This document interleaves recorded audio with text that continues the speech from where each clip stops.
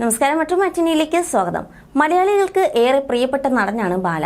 കുറച്ചു കാലമായി സിനിമയിൽ അത്ര സജീവമല്ല എങ്കിലും അദ്ദേഹത്തിന്റെ വിശേഷങ്ങളെല്ലാം തന്നെ സോഷ്യൽ മീഡിയയിലൂടെ പങ്കുവയ്ക്കാറുമുണ്ട്. നടന്റെ വിശേഷങ്ങളെല്ലാം തന്നെ വളരെ പെട്ടെന്നാണ് വൈറലായി മാറുന്നതും. നടന്റെ മികച്ചൊരു തിരിച്ചുവരവിനായി കാത്തിരിക്കുകയാണ് ആരാധകർ. ബാലയെ പോലെ തന്നെ ഭാര്യ എലിസബത്തും സോഷ്യൽ മീഡിയയ്ക്ക് സുപരിചിതയാണ്. ഇരുവരും ഒരുമിച്ചെത്തുന്ന വീഡിയോകളും അഭിമുഖങ്ങളും എല്ലാം വളരെ ശ്രദ്ധ നേടാറുമുണ്ട്.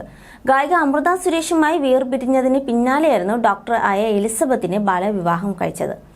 പണം നോക്കാതെ മറ്റുള്ളവരെ സഹായിക്കാൻ മനസ്സുകാട്ടുന്ന നടനാണ് ബാല.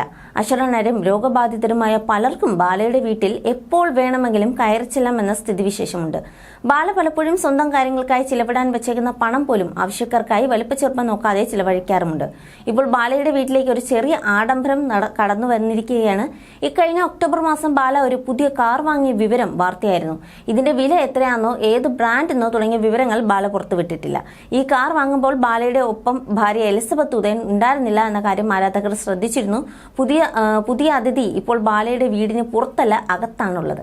കയറി ഇരുന്നു കൊടുത്താൽ മാത്രം മതി. ശരീരം മുഴുവൻ മസാജ് ചെയ്തു നൽകുന്ന 8D കസേരയാണിത്. പണം നോക്കാതെയാണ് ബാല ഇത് സ്വന്തമാക്കിയത് എന്ന് ഇത്തരം കസേരകൾക്ക് ലഭ്യമായ വില പട്ടിക പരിശോധിച്ചാൽ മനസ്സിലാകും. ഗൂഗിൾ പ്രകാരം ഇത്തരം കസേരയുടെ വില 1,29,000 രൂപ മുതൽ 4 ലക്ഷം രൂപ വരെയാണ്. ചിലതിന് 6 ലക്ഷം രൂപയോളം വില കാണുന്നുമുണ്ട്.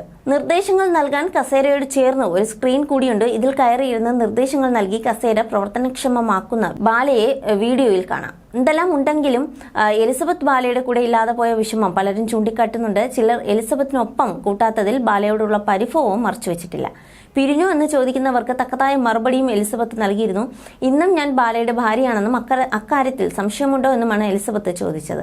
കുറേ മാസങ്ങളായി കമന്റ് ബോക്സിലും ഇൻബോക്സിലും ഒരുപാട് ചോദ്യങ്ങൾ വരാറുണ്ട്. ഞാൻ മനഃപൂർവ്വം അതൊക്കെ ഒഴിവാക്കി വിടാറുമുണ്ട്. ഒന്നിനും മറുപടി കൊടുക്കാറില്ലായിരുന്നു. പിന്നെ കമന്റുകൾക്ക് റിപ്ലൈ കൊടുത്തു തുടങ്ങി. കാരണം എനിക്കും അതിന് ഉത്തരം പറയാൻ അറിയില്ലായിരുന്നു. വ്യക്തമായ ഒരു ഉത്തരം എനിക്കും അറിയില്ല. അത് എന്റെ കുഴപ്പമാണോ എന്ന് എനിക്ക് അറിയില്ല, എലിസബത്ത് തുറന്നു പറഞ്ഞിരുന്നു. താരപത്നിയുടെ സ്ഥിരം ഫേസ്ബുക്ക് വീഡിയോകൾ ഒന്നിലായിരുന്നു പരാമർശം. അടുത്തിടെ ഒരു അഭിമുഖത്തിൽ എലിസബത്തുമായുള്ള ബന്ധത്തെക്കുറിച്ച് ചോദിച്ചപ്പോൾ വ്യക്തമായ മറുപടിയൊന്നും ബാലയും നൽകിയില്ല.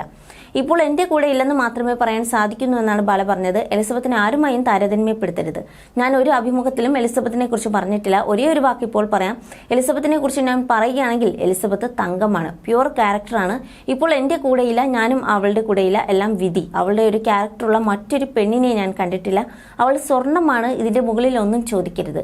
ഞാൻ മരിച്ചാലും ഒരു കുറ്റം അവളെക്കുറിച്ച് ഞാൻ പറയില്ല. ഞാൻ കഷ്ടപ്പെട്ടപ്പോൾ എന്റെ ഒപ്പം ഉണ്ടായിരുന്നവളാണ്.